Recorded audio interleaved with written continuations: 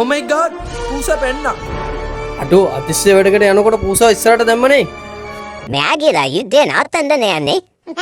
මෙන්න මේ වගේ බොරු දේවල් සමහරක් අය ඇත්ත විදිහට හිතනවා. මෙන්න මේ වගේ ක්වේරියම් වලත් සමහර දේවල් තියෙනවා. අපි ඒවා ඇත්තද බොරුද කියලා බලමු. ඇලිගේටරුයි කැට්ෆිෂුයි තිබ්බාම ෆිල්ටරයක් නැතුව මාළු ටැංකිය ක්ලීන් විදිහට තියාගන්නවා කියන එක බොරුවක්. ඇල්ගීටරුත් කැට්ෆිෂුත් ටැංකිය තියෙන පාසි කනවා. මාළු කාලා තියෙන ඉතුරු කෑමත් ඌ කනවා. ඒත් මාළුන්ගේ වේස්ට් එක ඒගොල්ලන් කන්නේ. ලොකෝට හැදෙන මාළුවා පොඩි ටැංකියකට දාලා හැදුවාම මැරෙනවා කියන එක ඒක ඇත්ත. ඒ මාළුව හැදෙනකොට ඒ මාළුවාගේ අස්තිට හානියක් වෙනවා.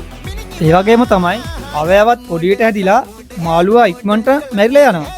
අපි මාළුන්ට කෑම දානකොට වැඩියෙන් කෑම දාලා මාළු වැඩියෙන් කෑම කාලා මැරෙනවා කියන එක බොරුවක්.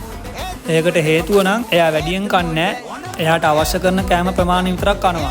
ඒත් තුරන කෑම ප්‍රමාණය නිසා තුරේ ක්වොලිටි අඩු වෙලා ඒක මාළුන්ට බලපාන්න පුළුවන්. මෙන්න මේ වගේ මාළු සම්බන්ධ ඇත්ත සහ බොරු දේවල් දැනගන්න අපේ පේජ් එක ෆලෝ කරන්න.